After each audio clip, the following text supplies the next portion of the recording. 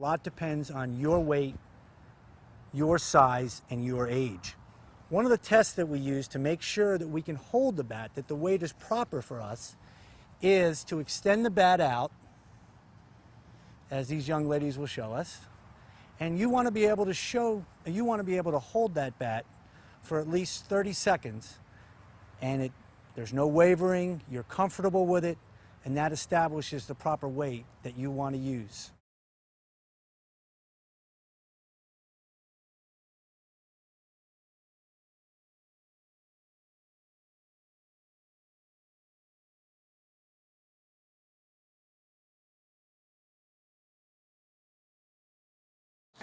There's 4 basic grips that most people use.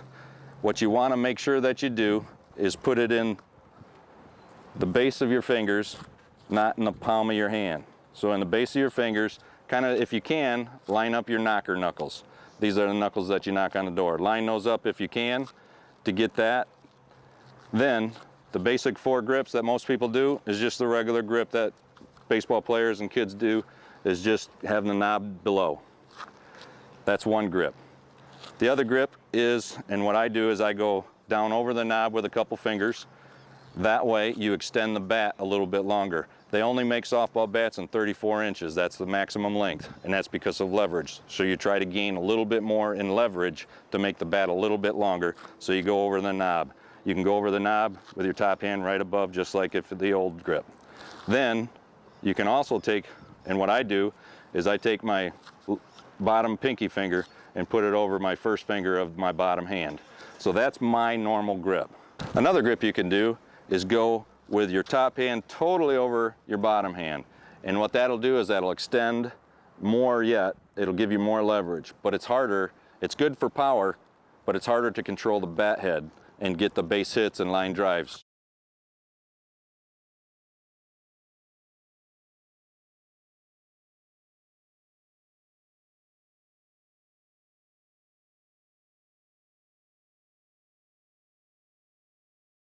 When you're on deck, watch the pitcher. Watch to see if he has a pattern.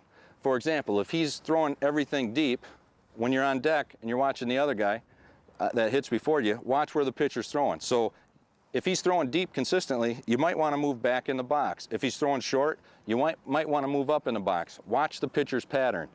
If the pitcher is trying to throw that first one in there for a strike, and then the second one's deep or the second one's short, pitchers will get in a rhythm, and watch what they do, and then you can have the advantage over that.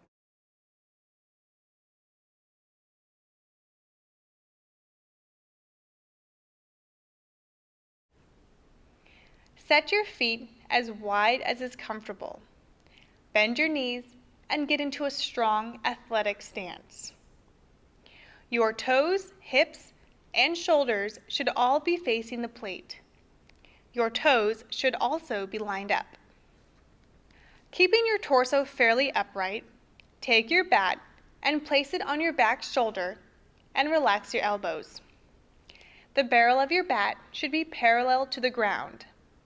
Your arms should take the shape of the letter A. From here, simply raise both arms straight up until your hands are at about ear level. From here, you can lift your bat so it's at more of a 45-degree angle. Do not lift your back elbow up or wrap your bat behind your head. Keep your grip relaxed until the pitch comes. That's your basic stance and grip.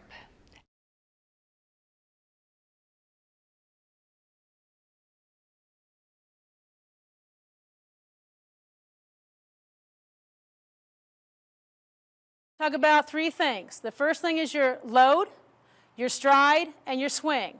So Bree's going to show us her load. Her load is when you're going to load the weight towards your back foot. Nice relaxed, nice easy glide, putting the weight on the back foot. Then on her stride, she's going to stride out, and what you're going to see on the stride is a separation from her stride to her hands. Both are moving at the same time.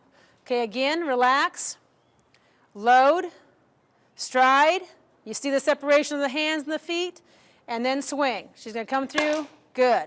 Hands inside the ball, nice smooth swing.